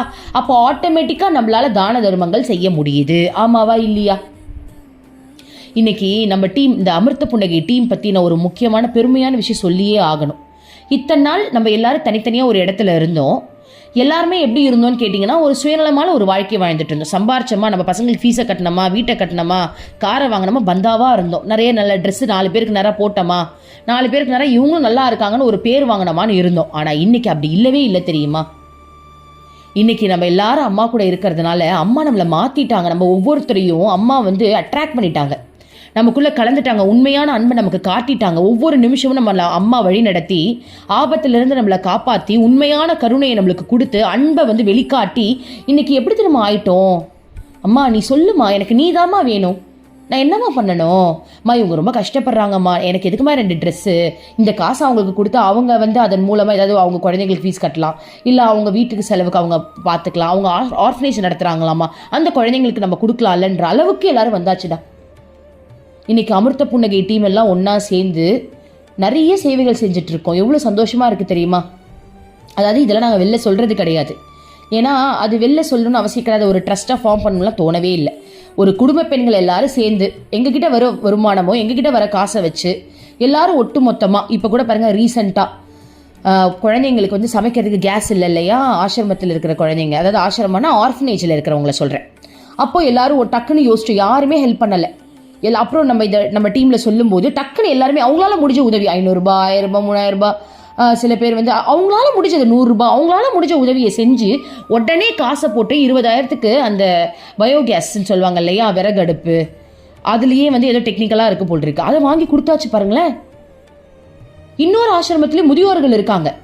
அவங்களும் வந்து என்ன பண்ணுறதுன்னு தெரியாமல் யோசிச்சுட்டு இருக்கும்போது கேஸ் தீர்ந்து போயிடுச்சு, சமைக்கணுமே. அந்த அவங்களாம் என்ன பண்ணுவாங்க, உடனே பிறகு திரும்பவும் போடுங்க, உடனே காசை போட்டாங்க, எல்லாரும் வந்து பண்ணிட்டாங்க. இந்த அளவுக்கு அம்மா நமக்குள்ளே இறங்கி நம்மளை மாற்றி இந்த விஷயத்த பண்ண வச்சிருக்காங்கடா. சத்தியமாக அம்மா தான் நம்மளை பண்ண வச்சிருக்காங்க. எவ்வளோ பெரிய விஷயம் பண்ணியிருக்காங்க. இதை தான் அம்மா இங்கே சொல்ல வராங்க. வெளியில் இருக்கிற அம்மாவால் தான் உனக்குள்ளே இருக்கிற அம்மாவை எழுப்ப முடியும். அந்த கருணையே அந்த அம்மா, அந்த தன்னடக்கமே அந்த அம்மா. யாருமே இதை பற்றி நாங்கள் வெளில மூச்சு கூட விடலை தெரியுமா. நாங்கள் சொல்லிட்டோம், எங்கள் பேரே வெளில வர வேணான்னு சொல்லிட்டோம். அவங்க கேட்டாங்க, மா இவ்வளோ பேர் ஹெல்ப் பண்ணியிருக்கீங்கல்லம்மா, யாருமா ஹெல்ப் பண்ணது, பேர் சொல்லுங்கம்மா. நாங்கள் வந்து அதை வந்து எப்படி சொல்கிறது, அவங்க ஒரு அங்கீகாரம் கொடுக்கணும்னு அவங்க நினச்சாங்க. நாங்கள் எல்லாருமே சொல்லிட்டோம், எங்களுக்கு அந்த பேர் வேண்டாம். அப்படி பேர் போடணும், எங்கள் அம்மாவோட பேர் போடுங்க, ஸ்ரீமாதா அமிர்தானந்தமயி தேவின்னு எங்கள் அம்மாவோட பேரை போடுங்கன்னு சொன்னோம்டா. நம்ம தான் சொன்ன, கேட்டுட்ருக்க நீங்கள் தான் அப்படி சொன்னீங்க. இன்றைக்கி நம்ம எல்லாரும் சேர்ந்து சேவை செஞ்சுட்ருக்கோம். எவ்வளோ சந்தோஷமாக இருக்குது தெரியுமா. அதாவதுடா, நான் இத்தனை நாள் எனக்கு ட்ரெஸ் வாங்கி போட்டு அதை 4 பேர் நல்லா இருக்குன்னு சொன்னால் தான் எனக்கு இத்தனை நாள் சந்தோஷம் வந்துச்சு. நான் பெருமையாக ஒரு நகை நட்டை போட்டுட்டு வீதியில் நடக்கும் போது யாராவது பார்த்தவங்கப்பா இந்த பொண்ணு நல்லா வாழுதுன்னு சொல்லும் போது எனக்கு பெருமை வந்துச்சு. அது வேஸ்ட்டுடா, அது சத்தியமாக வேஸ்ட். ஒரு பிரயோஜனம் கிடையாது அதில். நான் ஒரு ட்ரெஸ்ஸு வாங்கி நான் போட்டு அது இன்னொருத்தவங்க சொன்னாதான் எனக்கு சந்தோஷம் வருது அப்படின்னா அது ஒரு அல்ப சந்தோஷம்னு இன்றைக்கி எனக்கு தெரிஞ்சிருச்சு. ஆனால் இன்றைக்கி எனக்கு அதெல்லாம் வேணாம், எனக்கு அந்த ஆடம்பரமே வேண்டாம். நான் ட்ரெஸ்ஸு 2000 ரூபாய்க்கு எடுக்க போகிறேன்னா எனக்கு அந்த காசை கொடுங்க, எல்லாரும் சேர்த்து வச்சு அந்த இல்லாதவங்களுக்கு நம்ம செய்யும்போது அவங்க முகத்தில் அந்த சந்தோஷத்தை பார்க்கும்போது உண்மையான சந்தோஷம்டா அது. சாப்பாடுக்கே வழி இல்லை, என்னடா பண்ணுறதுன்னு தெரியாத போது அந்த இக்கட்டான சூழ்நிலையில் நம்ம ஒரு இன்ஃபர்மேஷன் தான் கொடுத்தோம். எல்லாரும் உடனே டக்குன்னு காசுப்பட்டு நம்மளால முடிஞ்ச உதவி அவங்க பண்ணுறோம் இல்லையா. இப்பயும் நம்ம பண்ணிட்டு தான் இருக்கோம். மந்த்லி இந்த குழந்தைங்களுக்கு மளிகை சாமான் வாங்கி கொடுத்துட்ருக்கோம். மாதம் 16,000 17,000க்குள்ளே வரும். நீங்கள் தான் அதுக்கெல்லாம் ஷேர் பண்ணுறீங்க. எவ்வளோ ஒரு சந்தோஷமாக இருக்குது தெரியுமா. அப்போ இதன் மூலமாக அம்மா நம்ம மூலமாக எவ்வளோ சேவை செய்கிறாங்க, நம்ம மூலமாக எவ்வளோ நல்லது பண்ணுறாங்க. அந்த சுயநலம் அப்படின்ற ஒரு விஷயத்தை நமக்குள்ளேருந்து அடியோடு இன்னும் எடுத்துக்கிட்டே இருக்காங்க. அடியோடு எடுத்துட்டாங்களா அப்படின்னா இன்னும் நம்ம எடுத்துக்கிட்டே இருக்கோம். அம்மாவுடைய உதவியால், அம்மாவோட அருளால் எடுத்துக்கிட்டே இருக்கோம். சொரண்ட வந்துட்டு தான் இருக்கும் சுயநலம். ஓகேவா, எந்த ஒரு சுயநலமும் வேண்டாம் அப்படின்னு இன்றைக்கி நம்ம எல்லாரும் சேர்ந்து அவ்வளோ பேருக்கு நம்ம ஹெல்ப் பண்ணிகிட்ருக்கோம், சப்போர்ட் பண்ணிகிட்ருக்கோம், எவ்வளோ விஷயம் பண்ணிகிட்ருக்கோம்ல. இப்போ கூட கேட்டிருக்காங்கடா, முதியோர்களுக்கு ட்ரெஸ்ஸு கேட்டிருக்காங்க. பட் நம்ம இன்னும் அதை பண்ணலை, ஏன்னா நம்மளுக்கு டொனேஷன் இன்னும் கலெக்ட் ஆகலை. நெக்ஸ்ட் மந்த் பார்த்துக்கலாம். ஏன்னா இந்த மந்த் நம்ம அந்த இதெல்லாம் வாங்கி கொடுத்துட்டோம் இல்லையா. ஸோ நெக்ஸ்ட் மந்த் பார்க்கலாம். ஏன்னா உண்மையாகவே அவங்களுக்குலாம் போடுறதுக்கு ட்ரெஸ் கிடையாது. அவங்க வந்து ஒரு காட்டன் சாரீ வாங்குறாங்க, நல்லதாக ஒரு வாங்கி கொடுத்துட்டோம்னா 1 வருஷத்துக்கு உழைக்கும். ஸோ நல்லதாக நம்மளும் வந்து வாங்கி கொடுக்கலாம் வெயிட் பண்ணிகிட்ருக்கோம். அப்போது இந்த மாதிரிலாம் நம்ம பண்ணும்போது எவ்வளோ சந்தோஷம் தெரியுமா. இதை தான் அம்மா இதில் சொல்ல வராங்க. அதாவது என்னன்னா, வெளியில் இருக்கிற அம்மாவால் தான் உனக்குள்ளே இருக்கிற அம்மாவை உனக்கு காட்ட முடியும். உள்ளே இருக்கிற அம்மா யாரு? கருணை. உள்ளே இருக்கிற அம்மா யாரு? தன்னடக்கம். உள்ளே இருக்கிற அந்த அம்மா யாரு? சுயநலமின்மை. உள்ளே இருக்கிற அந்த அம்மா யாரு? உண்மையான அன்பு. புரியுதுங்களா? உள்ளே இருக்கிற அந்த அம்மா யாரு? பற்றற்றவள். புரியுதுங்களா? இப்போ நம்ம வாழ்ந்துட்டு இருக்கோம் இல்லையா ஒரு வாழ்க்கை, அதுதான் உள்ளே இருக்கிற அம்மா. நம்ம எல்லாரும் இப்போ அந்த தன்மைக்கு வந்திருக்கோம் நான் நம்புகிறேன். ஆமாவா இல்லையா? நம்ம எல்லாரும் ஒரு டீமாக, இந்த டீம் வந்து வெளில தெரியணும்னு அவசியமே கிடையாதுடா. இத்தனை நாள் நம்ம இன்னைக்கு தான் நான் ஓப்பனாக வெளில சொல்கிறேன். இந்த டீம் நான் வெளில சொன்னது கிடையாது. இப்போ நான் ஏன் வெளில சொல்கிறேன் அப்படின்னா, ஸ்டில் இன்னும் இந்த வழியில் நம்ம பயணிக்கணும்னு விருப்பப்படுறவங்க எத்தனையோ பேர் இருப்பீங்க. இப்போ இந்த அம்மாவுடைய அருள்மொழிகள் எத்தனை பேர் பார்க்குறீங்கன்னா, அரௌண்ட் ஒரு 500 பேர் பார்க்குறீங்க. அந்த 500ம் நம்ம ஒன்றா சேர்ந்து இந்த மாதிரி உலகத்துக்கு நம்ம நிறைய சேவைகள் செஞ்சுட்டு அடிக்கடி அம்மாவை போய் பார்த்துக்கிட்டு ஆசிரமத்துக்கு போயிட்டு நம்மளோட இதில் எவ்வளோ விஷயங்கள் இருக்குது தெரியுமா. நம்மளுடைய கர்மாவை அம்மா கழிப்பாங்க. நம்ம செய்கிற ஒவ்வொரு சேவையும் அம்மாவுடைய கணக்குக்கு போகும். நம்ம கணக்கு வச்சுக்கணும் அவசியம் கிடையாது, இறைவனுடைய கணக்குக்கு போகும்டா. இறைவன் அதன் மூலமாக நம்மளுடைய கர்மாவை கழிப்பார், நம்மளையும் காப்பாற்றுவார். புரியுதுங்க? நம்ம தப்பாக வாழ்ந்துட்டு இருக்கோம் இல்லையா, ஒரு வாழ்க்கையை தப்பாக வாழ்கிறோம்டா. யோசிச்சு பாருங்கள் எவ்வளோ செலவு பண்ணியிருக்கோம். நான்லாம் நிறைய செலவு பண்ணியிருக்கேன்டா. அம்மாவை பார்க்க போகிறதுக்கெலாம் 7,000, ஒருத்தருக்கே 7,000 ரூபாய் செலவு பண்ணி, நான் எனக்கு மட்டுமே 7,000 ரூபாய் செலவு பண்ணி போயிருக்கேன். ஒன் டைம் காரில் போகிறேன்னு சொல்லிட்டு 30,000 செலவு பண்ணிட்டு போயிருக்கேன். அது அப்போ சொல்கிறேன், இப்போ இல்லை, ஸ்டார்டிங் ஸ்டேஜில் நல்லா நம்ம சம்பாதிக்கும் போது. ஆனால் இப்போ நான் யோசிக்கிறேன், நான் ஏன் அவ்வளோ செலவு பண்ணேன். அந்த 30,000 இருந்ததுன்னா எவ்வளோ பேர் வருமானத்தில் கஷ்டப்படுறவங்க அவங்களெல்லாம் அம்மா கிட்ட நம்ம வந்து கூட்டிகிட்டு போயிருக்கலாம்ல. அவங்களெல்லாம் அம்மா கிட்ட கூப்பிட்டு போய் காட்டியிருக்க முடியும்ல. பட் நம்ம எல்லாரும் ஒன்றா சேர்ந்து அதை பண்ண முடியும். இறைவனை வந்து நம்ம அம்மா கிட்ட கூட்டிகிட்டு போய் நம்ம அதை காட்ட முடியும். நம்ம எல்லாரும் ஒரு டீமாக வந்து வேலை செய்யணும்னு நான் விருப்பப்படுறேன். நான் இல்லை, நம்ம மூலமாக அம்மா செய்ய போகிறாங்க. நான்லாம் அதுக்கு விருப்பப்படலப்பா. உன்னை கிருஷ்ணா பார்த்த, டே கிருஷ்ணா நான் உன் கூட இருக்க தானே விருப்பப்படுறேன். இது நான் சொல்லலை, என் கிருஷ்ணா சொல்லாருன்னு நினச்சிக்கோங்க. ஸோ நம்ம எல்லாரும் ஒன்றா சேர்ந்து இந்த மாதிரி நிறைய பேருக்கு நம்ம உதவிகள் செய்ய, அதாவது சரியான இடத்துல செய்யணும்டா. உதவியை கூட தவறான இடத்துல செஞ்சிடக்கூடாது, சரியான இடத்துல செய்யணும். அந்த சரியான இடத்த வந்து காட்டுறாங்க. அவங்களும் நம்மள மாதிரியே நல்லவங்களா இருக்காங்க. நம்ம செய்கிறோம் அப்படின்னா அதில் வந்து உண்மையானவங்களா இருக்கணும் இல்லையா? நம்ம செய்கிற இடம் எல்லாமே உண்மையானவங்க, நம்மள மாதிரியே. நம்மளாம் பேர் புகழுக்குலாம் ஆசைப்படுறதில்ல, ஏதோ அவங்க கிடைச்சா போதுன்னு நினைக்கிறோம். அதே மாதிரி தான் அவங்களும். ₹1 கூட எக்ஸ்ட்ரா வந்து இந்த நம்ம கொடுக்குற காசில் ₹1 கூட செலவாயிடக்கூடாது, கரெக்டான இடத்துக்கு போகணுன்னு அவங்க விருப்பப்படுறாங்க. அந்த மாதிரி ஒரு இடத்துக்கு தான் நம்ம பண்ணிட்டு இருக்கோம். ஓகேவா? அந்த மாதிரி கடவுள் நம்மளுக்கு நிறைய காட்டுவார், இருக்கிற வரைக்கும் நம்ம பண்ணுவோம். ஸோ அதுதான்டா அம்மா. வெளியில் இருக்கிற அம்மாவால் தானடா நமக்குள்ளே இருக்கிற இந்த தூய்மையான அம்மா வெளில வராங்க. யோசிச்சு பாருங்க. அம்மான்னு அம்மா யாரை மென்ஷன் பண்ணுறாங்கன்னா கடவுளை தானே மென்ஷன் பண்ணுறாங்க. நீங்கள் வந்து அது கிருஷ்ணான்னு எடுத்துக்கலாம், உங்களுடைய கடவுள் முருகன் எடுத்துக்கலாம், ஜீசஸ்ன்னு எடுத்துக்கலாம், அது உங்கள் விருப்பம். அம்மா வந்து அம்மான்னு சொல்லும் போது நான் எனக்குள்ளே இருக்க கிருஷ்ணாவை தான் நினச்சிக்கிட்டேன். என் கிருஷ்ணாவை தான் அம்மா சொல்கிறாங்க. எனக்கு கிருஷ்ணான்னு சொல்லும்போது எனக்கு ரொம்ப ஹாப்பியாக இருக்கும்.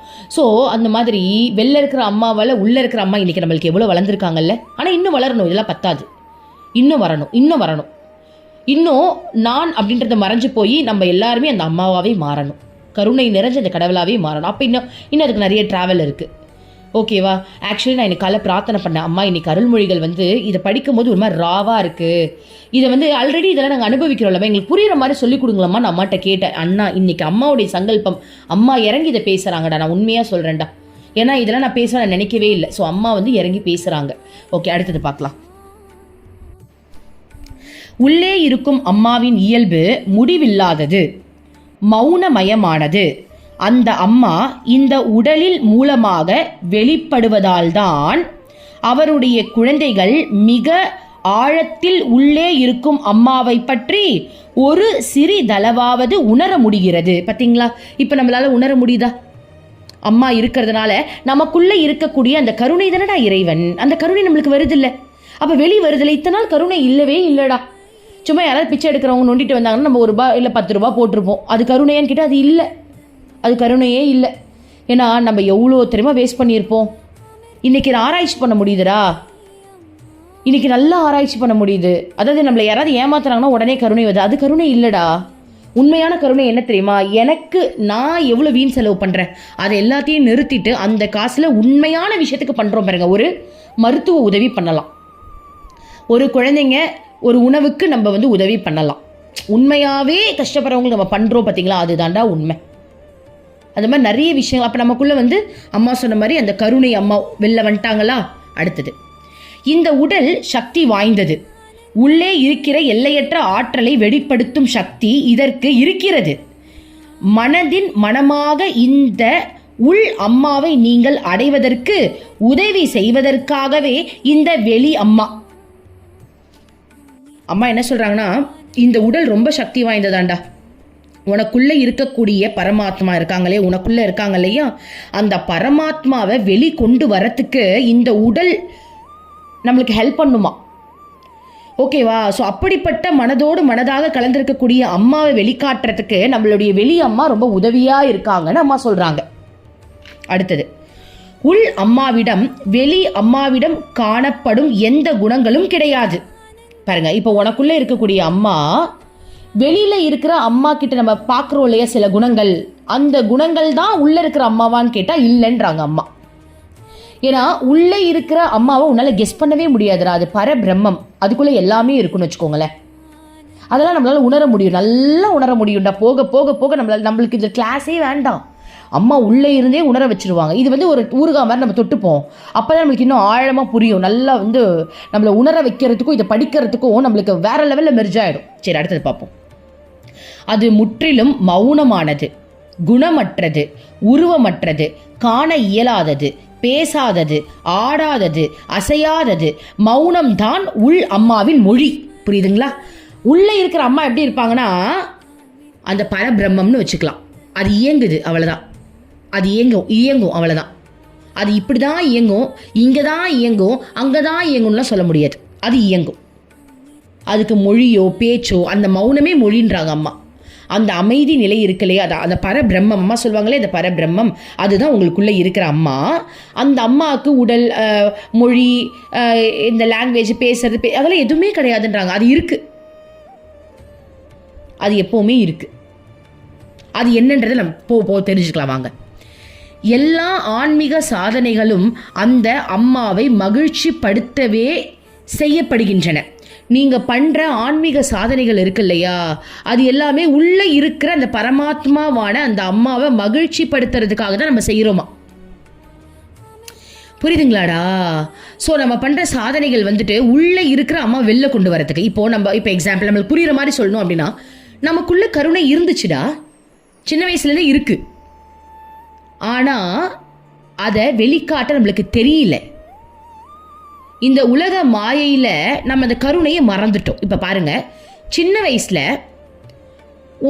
உன்னுடைய அம்மாவை யாராவது அடிச்சிட்டாங்க அப்படின்னா சின்ன வயசில் உன்னால் அதை தாங்கவே முடியாது. ஏன்னா அது உன்னுடைய பெத்த தாய், உனக்கு அந்த கருணை அதிகமாக இருக்கும், அன்பு அதிகமாக இருக்கும், நேசம் எல்லாம் அதிகமாக இருந்தது. பெருசானதுக்கு அப்புறம் அதே அம்மாவை அந்த பையனே வந்து அடிக்கிறான்.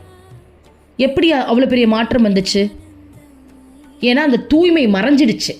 வெளியில் நம்ம பார்த்து நிறைய விஷயங்களை பார்த்து பார்த்து பார்த்து சுயநலம் அதிகமாக வளர்ந்து, அந்த சுயநலம் நமக்கு அதிகமாக வளர்ந்ததுனால உள்ளே இருந்த அந்த இயற்கையான தன்மையை நம்ம மறந்துட்டோம். யோசிச்சு பாருங்க, ஒரு குழந்தை பிறக்கும் போது அது வெறும் தூய்மை. இப்படி கம்பேர் பண்ணிக்கலாம். ஒரு குழந்தை பிறக்கும் போது அதுக்கு தூய்மை மட்டும்தான்டா. அது ஏன்னா பயப்படும், கொஞ்சம்னா சிரிக்கும், அதுக்கு தூய்மை மட்டும்தான், வேற எதுவுமே அதுக்கு தெரியாது. ஆனால் வளர வளர வளர சுயநலம் அதிகமானதுனால, தானுன்ற தன்மை அதிகமாக வந்ததுனால அதுக்கு தேவையானது கிடைச்சிடணும், மற்றவங்க எப்படி போனாலும் அது கவலை இல்லைன்ற மாதிரி நம்ம பெருசானே மாறிட்டோம் இல்லையா. அப்போ அம்மா என்ன சொல்றாங்க, உள்ள இருக்கிற அம்மாவை மகிழ்ச்சி படுத்த தான் நீ இந்த தியானம் எல்லாம் செய்யறேன்னு சொல்றாங்க. அதாவது இப்ப நம்ம பண்ற பயிற்சிகள் இருக்கு இல்லையா, பிரேம பக்தி, இறைவன் மேல அன்பு செலுத்துறோம் இல்லையா, இந்த பக்தி மூலமா உள்ள இருக்கிற அம்மா, அந்த கருணை உள்ளம் நிறைஞ்ச அந்த அம்மாவை சந்தோஷப்படுத்தி அவங்க வெளில கொண்டு வரும். புரியுதுங்களா? அப்ப நம்ம செய்யற சாதனைகள் அனைத்தும் உள்ள இருக்கிற அம்மாவை திருப்திப்படுத்துறதுக்கு, சந்தோஷப்படுத்துறதுக்கு அப்படின்னா அவங்களை வெளியே கொண்டு வரதுக்காகன்னு சொல்றாங்க. வெளியே தெரிகின்ற மாய வடிவான அம்மாவிற்கு என்னென்ன சேவை செய்கின்றாயோ அவையெல்லாம் உள் அம்மாவை மகிழ்ச்சி படுத்த செய்கின்ற சேவைகள்.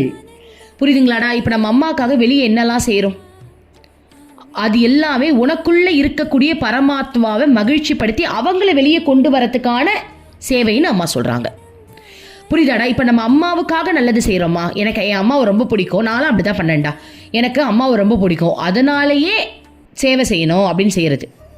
அம்மா இல்லை அப்படின்னா நான் செஞ்சிருக்கவே மாட்டேன். வேற யாரை நான் இம்ப்ரெஸ் பண்ண போறேன் செய்யறதுக்கு? யாரும் நம்மளுக்கு கிடையாது இம்ப்ரெஸ் பண்றதுக்கு. அப்படி இம்ப்ரெஸ் பண்ணணும்னா அவங்களுக்கு செஞ்சாதான் அவங்க இம்ப்ரெஸ் ஆவாங்க. ஆனால் அம்மா அப்படி கிடையாது, நம்ம மற்றவங்களுக்கு செஞ்சாதான் அம்மா இம்ப்ரெஸ் ஆவாங்க. ஸோ அதனாலேயே நான் அம்மாக்காக செய்கிறேன்னா, அப்போது யார் மாறுறது? நான் தானே மாறுறேன். எனக்குள்ளே இருக்கக்கூடிய அந்த நல்ல தன்மை தானே வெளியே கொண்டு வரேன். புரியுதுங்களா? வெளியே இருக்கக்கூடிய அம்மாவை இம்ப்ரெஸ் பண்ணுறதுக்காக நான் சில சேவை செய்கிறேன். ஆனால் அது யாருக்கான மாற்றம்னு பார்த்தீங்கன்னா எனக்கான மாற்றம். ஆக்சுவலி நான் அம்மாவை இம்ப்ரெஸ் பண்ணுறதுக்கு நான் சேவை செய்கிறேன். ஆனால் அதில் யாருக்கு பெனிஃபிட்னு பார்த்தீங்கன்னா எனக்கு தான் பெனிஃபிட். ஏன்னா நான் நல்லவளாக மாறிக்கிட்டு இருக்கேன். ஸோ உள்ளே இருக்கிற அம்மாவை வெளியே கொண்டு வர, அதை தான் அம்மா சொல்கிறாங்க, உள்ளே இருக்கிற அம்மாவை நீ திருப்திப்படுத்துகிற, மகிழ்ச்சி படுத்துகிற. வெளில இருக்கிற என்ன செய்யற, பட் உள்ள இருக்கிறது தான் அங்கே மாற்றம், அதுதான் வெளில வருது. அந்த மாற்றம் எனக்கு தான் நடக்குது, அதன் மூலமா உள்ள இருக்கிற என்னுடைய தூய்மை வெளில வருது. இதை தான் இதில் சொல்றாங்க. அடுத்தது, சரியாக சொன்னால் உள் அம்மாவை பொறுத்த வரையில் மகிழ்ச்சி படுத்துவது என்ற வார்த்தையை கூட பயன்படுத்த முடியாது. ஆன்மீக சாதனைகளை நீ செய்வதன் மூலம் அவரது கருணை பிரபாகம் உனக்குள் பாய துவங்குகிறது. புரிஞ்சிருச்சா? இதுதான். அதாவது என்னன்னா, அவங்கள சந்தோஷப்படுத்துறது அப்படின்றது கூட சரியான வார்த்தையா இருக்காது. அந்த கருணை வெளியே கொண்டு வர்றது அப்படின்றத அம்மாவே இப்போ ஓப்பனா நமக்கு சொல்லிட்டாங்க. ஸோ இந்த வார்த்தை கூட ஆக்சுவலி தப்பு தான். அதாவது இப்படி கூட நம்மளால சொல்ல முடியாது. உள்ள இருக்கிற அம்மாவை சந்தோஷப்படுத்துறது நம்ம சொல்ல முடியாது. உள்ள இருக்கிற அந்த கருணையை வெளில கொண்டு வர்றது, அவ்வளவுதான், சிம்பிள். வெளில இருக்கிற அம்மாவை வச்சுதான் நம்ம உள்ள இருக்கிற கருணையை வெளில கொண்டு வர முடியுது, அவ்வளவுதான். பிறர் அது உனக்குள்ளேயே தங்குகிறது. பிறகு அது உனக்குள்ளேயே தங்குகிறது. அது எப்போதும் அங்கேயே இருக்கிறது. புரியுதா? அதாவது ஒன்ஸ் உனக்கு கருணை வெளில வந்துருச்சு அப்படின்னா, உள்ள இருக்கக்கூடிய அம்மாவை நீ பார்த்துட்ட, அதான் அந்த கருணை தான் அம்மா. அந்த கருணை வெளில வந்துருச்சு அப்படின்னா அது அங்கேயே தங்கிடும்ன்றாங்க. அதுக்கப்புறம் அது போகாதான். எப்படிடா போகும்? யோசிச்சு பாருங்க, போகாது. ஒன்ஸ் நம்ம கருணையோ ஒரு இடத்த நடந்துக்கிட்டோம் அப்படின்னா அது நிரந்தரமா நம்மளுக்கு அந்த கருணை வெளில வந்துருச்சு. இந்த பூமியில இந்த மாய உலகத்துல சிக்காம இருந்தோம்னா அது கண்டினியூ ஆகும். திரும்ப போய் சிக்கிட்டீங்கன்னா கருணையெல்லாம் திரும்ப பிச்சுக்கிட்டு போயிடும். ஸோ இப்போதைக்கு நிரந்தரமா இருக்கு. ஓகேவா? அடுத்தது பார்க்கலாம். மௌனமயமான உள் அம்மாவை நீ அம்மா என்று கூட அழைக்க முடியாது. ஏனென்றால் அம்மா என்பது ஒரு பெயர். மனதின் மனதாக இருக்கின்ற அம்மாவுக்கு பெயரோ வடிவமோ இல்லை. உள் அம்மா முழுக்க முழுக்க பற்றே இல்லாதவர். அவரிடம் விருப்பு வெறுப்புகள் கிடையாது. பரபரப்பு இல்லை. கவலை என்பது அவருக்கு கிடையாது. அவர் உண்பதில்லை, உறங்குவதில்லை. அவர் வெறுமனே அப்படியே இருக்கிறார் அப்படின்னு அம்மா சொல்றாங்க. இப்போ இதுக்கான அர்த்தம் என்னன்னு நம்ம புரிஞ்சுக்கலாம். உள்ள இருக்கக்கூடிய அம்மான்னு கூட சொல்ல முடியாது, ஏன்னா அவங்களுக்கு பேர் கிடையாதே. புரியுதுங்களா? அவங்களுக்கு எதுவுமே கிடையாது, அவங்க எப்போவுமே இருக்கிறாங்க அப்படின்னு இப்போ சொன்னாங்க இல்லையா? அது அர்த்தம் என்ன? அதோடைய அர்த்தம் என்ன தெரியுமா? அர்த்தம் என்ன அப்படின்னா, இப்போ நீங்கள் தூங்கிட்டீங்க அப்படின்னா உங்களுக்கு எந்த நினைவுமே இருக்காது தெரியுமா? ஒரு ஆழ்ந்த தூக்கம். ஆக்சுவலி அதுதான் நம்மளுடைய ஆத்மாவோட நிலைன்னு வச்சுக்கோங்களேன். நம்ம ஆத்மா இருக்குது, நம்ம இருக்கோம், உயிரோட தான் இருக்கோம். அந்த நேரத்தில் ஆத்மா இருக்குது, ஆனால் நம்மளுக்கு ஒன்றுமே தெரியாமல் இருக்குது. அப்படிப்பட்ட உணர்வே இல்லாத ஒரு நிலைக்கு நம்ம போயிடுறோமா? கோபம் இல்லை, வெறுப்பு இல்லை, கவலை இல்லை, சந்தோஷம் இல்லை, துக்கம் இல்லை, சோகம் இல்லை. அப்போ நம்ம எங்கே தான் போகிறோம்? ஏதோ ஒரு ஆழ்ந்த அந்த பரமாத்மா நிலை. அதாவது அம்மா சொல்கிறாங்க, அந்த பரமாத்மாவுடைய நிலை தூக்கமே ஒரு நிழல் தானே, ஒரு சாயல் தானே. அப்போ அந்த பரமாத்மாவுடைய நிலை, அதாவது பரபிரம்மத்துடைய நிலை எப்படிப்பட்ட நிலையாக இருக்கும் யோசிச்சு பாருங்க. அந்த நிலையில தான் அம்மா இருக்காங்க. உள்ளுக்குள்ளே இருக்கிற இறைவன், நம்மளுடைய ஜீவாத், நம்மளுடைய பரமாத்மான்றது இருக்கு, அவ்வளோதான். அது நிம்மதியாக இருக்கு போலட, எந்த உணர்வுக்குமே இம்பார்ட்டன்ஸ் கொடுக்காது போல, அது பாட்டுக்கு இருக்கு. அப்படிப்பட்ட அம்மா தான் உனக்குள்ளே இருக்கிற அந்த ஜீவா, அந்த பரமாத்மான்னு அம்மா சொல்கிறாங்க. அதுதான் உண்மையான அம்மா. அம்மான்றது இங்கே பரமாத்மா. புரியுதுங்களா? அடுத்தது, இந்த உடம்பாகிய வெளி அம்மா மூலம் வெளிப்படுவதெல்லாம் உங்களுக்காக தான். அம்மா வெளியில் இருக்கிற அம்மா நமக்காக தான் இயங்குறாங்களாடா. இன்னைக்கு காலையில் கூட பல்லு விளக்கும் போது நான் நினச்சிக்கிட்டே தான் பல்லு விளக்குனேன். அம்மா, உனக்கு சந்தோஷம் அப்படின்றது எதுவுமே இல்லை தானம்மா. என்ன சந்தோஷப்படுத்துறது தானம்மா? உனக்கு என்னவோ ஆசை இருக்க போது? நான் போய் அம்மா கிட்ட ஒரு கிஃப்ட் வாங்கி கொடுத்தேன், அம்மாவுக்கு அதில் என்ன சந்தோஷம் வந்துட போகுது? நான் அதுக்கு சந்தோஷப்படுறேன்ல, நான் ஒரு கிஃப்ட் கொடுக்குறேன்னு நான் சந்தோஷப்படுறேன்ல, என்னோட சந்தோஷம் அம்மாவுக்கு சந்தோஷம். அதாவது இது எப்படி சொல்லலாம்னா, அம்மாவே சொல்கிறாங்க, இப்போது அப்பாவுக்கு ஒரு குழந்தை கிஃப்ட் பண்ணுது. எப்படி பண்ணுது? அப்பாவுடைய ஜோபிலேருந்து காசு எடுத்து கடையில் போய் வாங்கி அப்பாவுக்கே கிஃப்ட் பண்ணுது. அப்போ அப்பா அதை சந்தோஷமாக எடுத்துப்பாரா? ஏன்னா வாங்கினதே அவரோட காசில் தான், அவருக்கு வாங்க தெரியாதா? ஆனால் அந்த குழந்தை வாங்கி தரும்போது அவர் சிரித்து சந்தோஷப்படுறாரு அப்படின்னா அதற்கு காரணம் அந்த குழந்தைக்கு சந்தோஷமாக இருக்குல்ல, அதுக்காக அவர் சிரிக்கிறார், அவ்வளோதான். அதுதான் அம்மா சொல்கிறாங்க. அம்மா இங்கே சிரிக்கிறது, பழகிறது, பேசுறது எல்லாம் அம்மாவோட இயல்பு இல்லை, அது உனக்காக நான் பண்ணிக்கிட்டு இருக்கேன்னு சொல்கிறாங்க. உங்களுடைய ஆன்மீக வளர்ச்சிக்காக தான். ஸோ உனக்காக பண்ணுறேன் அப்படின்னா அது உன்னுடைய ஆன்மீக அடுத்த நிலைக்கு வளர்கிறதுக்காக அது ஒரு செயலாக நான் பயன்படுத்திக்கிறேன், அவ்வளோதான். புரியுதுங்களா? இப்போ எக்ஸாம்பிள், அம்மாவுக்கு நான் கிஃப்ட் வாங்கிட்டு போகிறேன், அம்மாவுக்கு அந்த கிஃப்ட் மூலமாக சந்தோஷம் கிடைக்குன்னு பார்த்தா இல்லை, நான் சந்தோஷப்படுறதுனால அம்மா சந்தோஷப்படுறா. அதில் ஆன்மீக வளர்ச்சியும் இருக்குது. என்ன ஆன்மீக வளர்ச்சி? இத்தனை நாள் நான் எனக்காக வாங்கிக்கிட்டு இருந்தேன், புரியுதா? எனக்காக வாங்கிட்டு இருந்தேன், செல்ஃபாக சுயநலமாக யோசிச்சுட்டு இருந்தேன். ஆனால் இன்றைக்கி அப்படி இல்லை. இன்றைக்கி அம்மாவுக்கு நான் வாங்கி கொடுக்குறேன் அப்படின்னா அம்மா ஆக்சுவலி அதை திரும்ப பயன்படுத்துவாங்க, அதன் மூலமாக 4 பேருக்கு அதை கொடுத்து ஹெல்ப் பண்ணுவாங்க. இப்போ அம்மாவுக்கு ஒருத்தவங்க நகை கொடுக்குறாங்கன்னு வச்சுப்போ, எக்ஸாம்பிள் சொல்கிறேன். இத்தனை நாள் ஒருத்தவங்க தான் மட்டுமே நகை போட்டு அனுபவிச்சுட்டு இருந்தாங்க, அது ஒரு சுயநலம், பத்திரமா வச்சுக்கிட்டாங்க. ஆனால் அம்மாவை பிடிச்சதுக்கப்புறம் அம்மாவுக்கு எடுத்துகிட்டு போய் அந்த நகையை போடுறாங்கன்னு வச்சுப்போம். அம்மா அந்த நகையை என்ன திரும்ப பண்ணுறாங்க? அதை ஏழைகளுக்கு திருமணம் செஞ்சு வைக்கும் போது அந்த நகையை தூக்கி அந்த குழந்தைங்களுக்கு போட்டுடுறாங்க, நம்பர் 1. அப்படி இல்லைனா அந்த நகையை சேல் பண்ணி அதன் மூலமாக வர காசில் வீடு கட்டி கொடுக்குறாங்க. அப்படி தான் அம்மா எல்லாருக்கும் ஹெல்ப் பண்ணிட்டு இருக்காங்க, புரியுதா? அப்போது இதில் என்னுடைய ஆன்மீகமும் வளர்ச்சி அடையுது இல்லையா? என்ன வளர்ச்சி அடையுது? எனக்குன்னு ஆசை போய் இந்த காசு அம்மா கிட்ட போனால் அதன் மூலமாக எத்தனை பேருக்கு, 4 பேருக்கு உதவி கிடைக்குதேன்றதுக்காகவே நான் நிறைய அம்மாவுக்கு கிஃப்ட் வாங்கிட்டு போனேன் அப்படின்னா இதன் மூலமாக வேற யாருக்காவது போய் சேரும்ல, இதன் மூலமாக மற்றவங்களுக்கு அம்மா ஹெல்ப் பண்ணுவாங்கள்ல அப்படின்ற தாட்டும் எனக்கு வருது. அப்போ அதில் ஆன்மீகில் ஒரு படி உயர்றதுக்கு சமம் தானே. ஒரு எக்ஸாம்பிளுக்கு சொல்கிறேன், இது மட்டும் இல்லை, ஒரு எக்ஸாம்பிளுக்கு, ஓகேவா? அதான் அம்மா சொல்கிறாங்க. ஸோ எனக்கு வர சந்தோஷம் எல்லாமே எனக்குன்னு வரதில்லை, அது உங்களுக்கான சந்தோஷம்தான். அதன் மூலமாக உங்களுக்கு ஆன்மீக வளர்ச்சி அடையுது இல்லையா, அதுக்காக தான் அம்மா பண்ணுறேன்றாங்க. அம்மா இந்த வாக்கியத்தை முடிக்கவில்லை. அதே சொல்லி முடிப்பதற்கு முன்னால் அம்மாவிடமிருந்து ஆனந்த சிரிப்பு வெளிப்பட்டது. அந்த சிரிப்பின் ஓசை மிக பெரியதாக இருந்தது. ஆனால் நீண்ட நேரம் அது நீடிக்கவில்லை. ஏனென்றால் அம்மா ஒரு நீண்ட பெருமூச்சுடன் அப்படியே ஆடாமல் அசையாமல் மௌனமாகி விட்டார். அதாவது இதில் எனக்கு என்ன புரியுது அப்படின்னா, அம்மா உள்ளுக்குள்ளே இருக்கிற அம்மாவை பற்றி பேசும்போது பேசியே முடிக்கலையா, அதுக்குள்ளே அம்மாவுக்கு சிரிப்பு வந்துருச்சான். அப்போ உள்ளே இருக்கிற நிலையை அம்மா இதுதான் எக்ஸ்பிரஸ் பண்ணுறாங்களே தவிர்த்து அதுக்கு சொல்லே கிடையாதுன்னு இங்கே சொல்லிட்டாங்க. அம்மா சொல்லுவாங்க தெரியுமா, பரமாத்மாவை நம்மளால் விளக்க முடியாது, அது ஒரு உணர்வு நிலைன்னு சொல்லுவாங்கல்ல. அப்போ அம்மா அந்த ஆனந்த பேரானந்த நிலைக்கு போயிட்டாங்க பாருங்க. என்னால் விளக்க முடியாதுடா, இதாண்டா அது, வேணா புரிஞ்சுக்கோங்க, முடிஞ்சிருச்சு. அதனால் அம்மா அந்த நிலைக்கே போய் காட்டிட்டாங்க. உள்ளே இருக்கிற அம்மாவோட இயல்பே இப்படி தான் பாருங்க. அது எப்படி இருக்குன்னு சொல்லி முடிக்கிறதுக்குள்ளேயே அந்த அம்மா அதுக்கு போயிட்டாங்க பார்த்தீங்களா, அந்த நிலைக்கே போயிட்டாங்க பாருங்க. கண்களை மூடியபடி தலை கொஞ்சம் நிமிர்ந்தபடி முழுமையாக தியானத்தில் அமர்ந்து விட்டார். மூச்சு விடுவதாகவே தோன்றவில்லை. நிமிடங்கள் பல கடந்தன. எல்லோரும் கவலை அடைந்தார்கள்.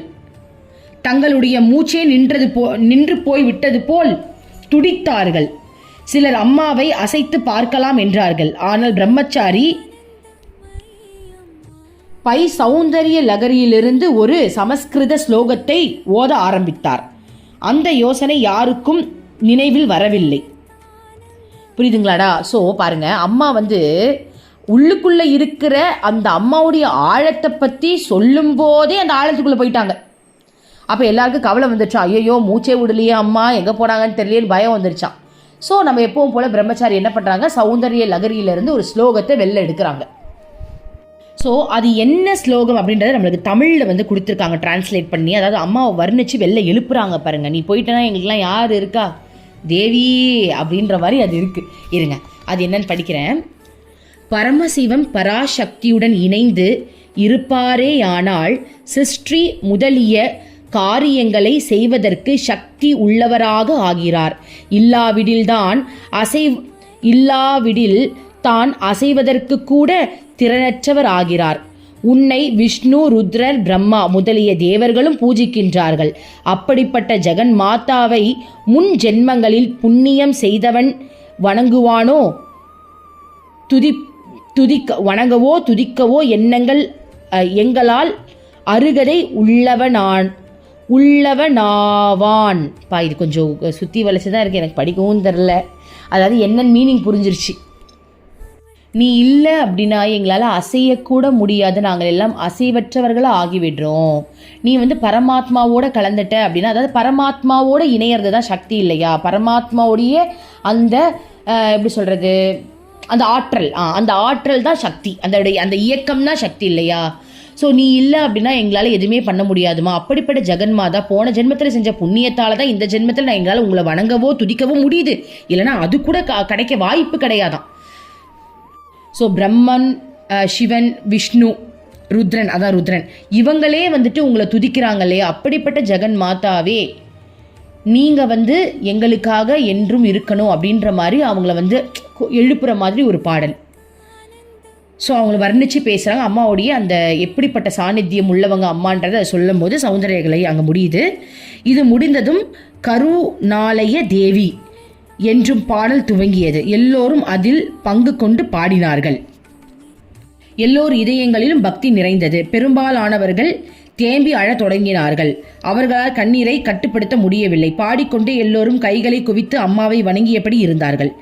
அனைவருடன் கண்களும் அம்மாவின் முகத்தையே பார்த்து கொண்டு இருந்தது. பாடல் பாடியவர் அம்மா அம்மா அம்மா என்று பாடிய போது பாடலின் வேகம் உச்சக்கட்டத்தை அடைந்தது. எல்லோரும் சேர்ந்து மனமுருகி பாடியது நீர் நிறைந்த ஒரு பெரிய அணை உடைந்து கொண்டு நீர் பாய்வது போல அம்மாவின் சாநித்தியத்தில் பக்தி வெள்ளம் எல்லா திசைகளிலும் பொங்கி பாய்ந்தது போல இருந்தது.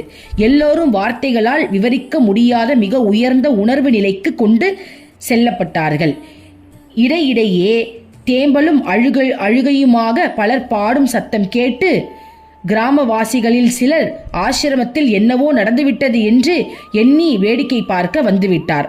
கோவிலின் முன் வராண்டாவிற்கு அப்பால் கொஞ்ச தூரத்தில் தள்ளி நின்றபடி வராண்டாவில் உட்கார்ந்தபடி அம்மாவையும் எதிரில் அமர்ந்து பாடிக்கொண்டு இருந்த பக்தர்களையும் பார்த்தார்கள். சௌந்தரிய லகரியிலிருந்து மேலும் சில ஸ்லோகங்கள் பாடப்பட்டன.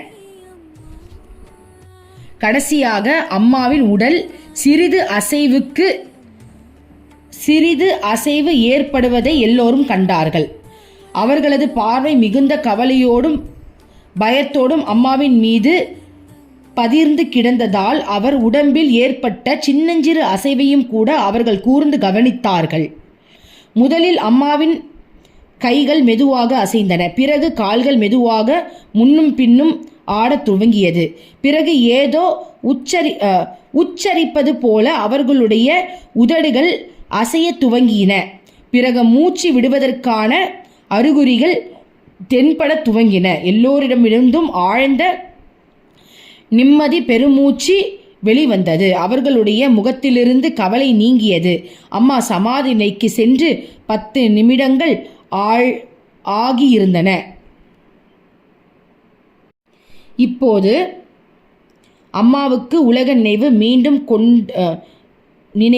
மீண்டும் கொண்டிருந்ததால் பஜனை முழு வேகத்தில் தொடர்ந்தது. பாட்டு முடிந்தது. அம்மா கண்கள் திறந்தார். பிறகு வழக்கமாக வலது கையில் முத்திரையும் மெதுவாக சிவனே சிவனே என்ற மந்திரத்தையும் உச்சரித்தபடி அம்மா வெளிப்பட்டார். சில நொடிகளில் அம்மா சாதாரண நினைவுக்கு வந்து விட்டதை எல்லோரும் அறிந்து கொண்டார்கள்.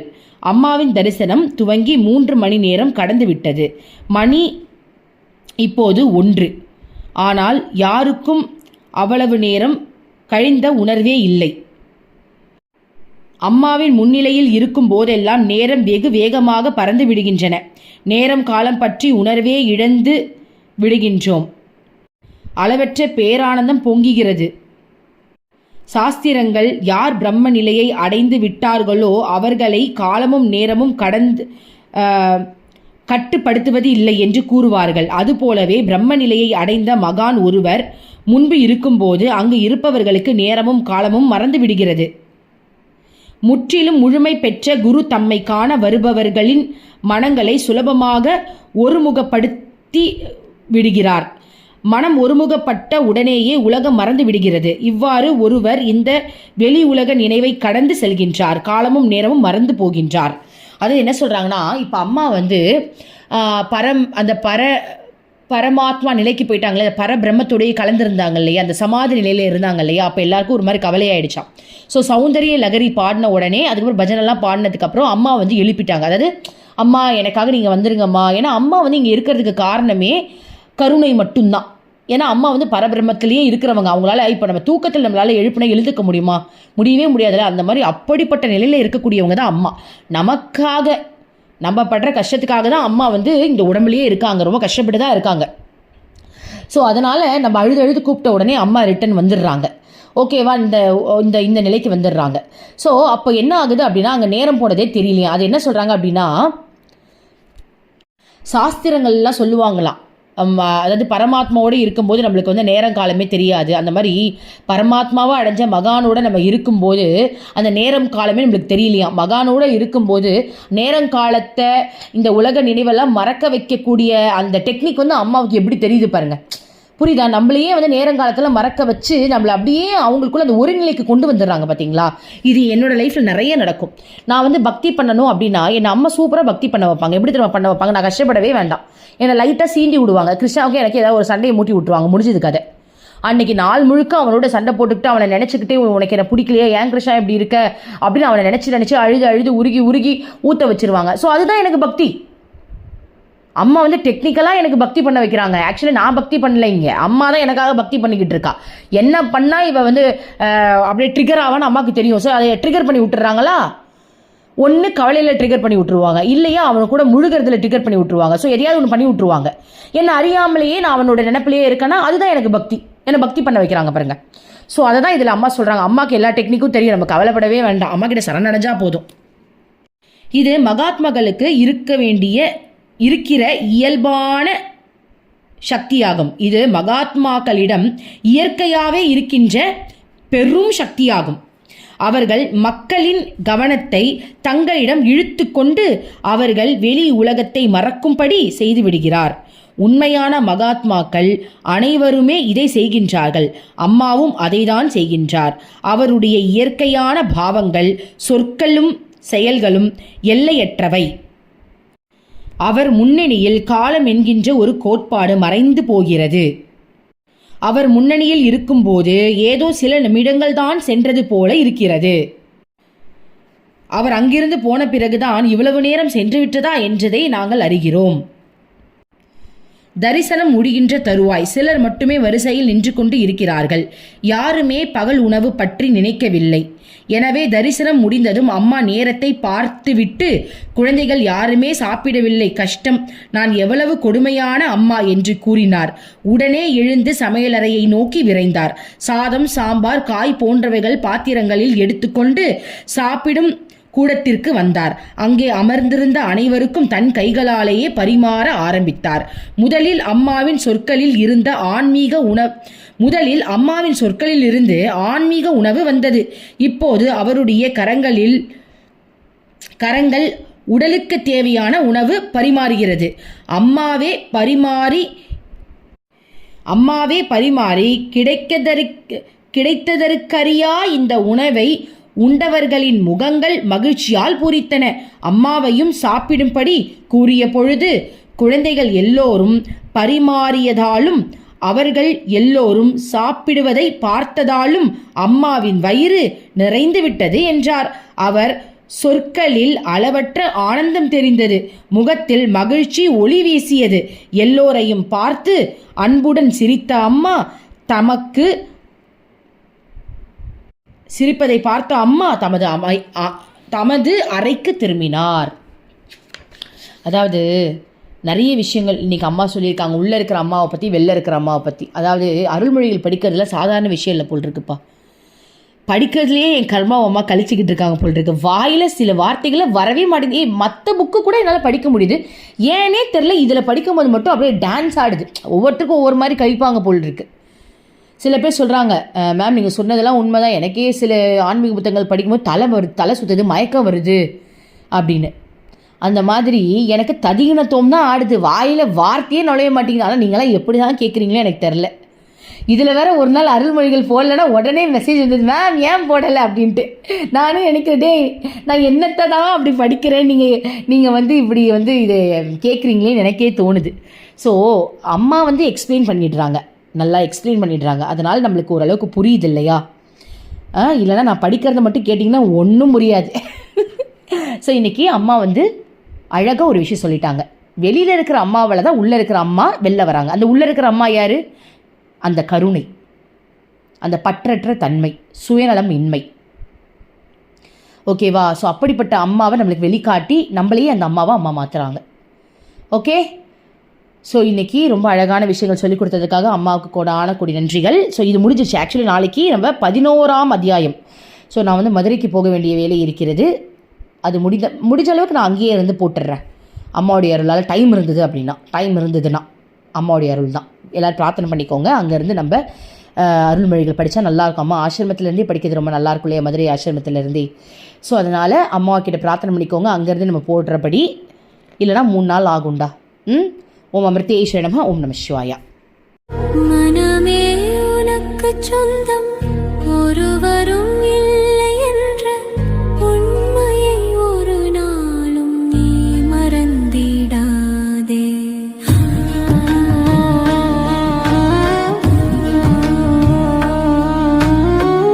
அர்த்தமற்ற கர்மங்களை செய்து கொண்டே சம்சாரத்தில் பயனின்றி நீயும் வீணாய் அலைகின்றாயே.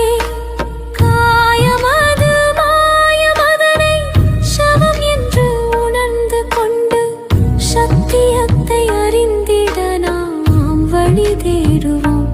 நிலையில்லா உலகினை நிஜமென்று எண்ணி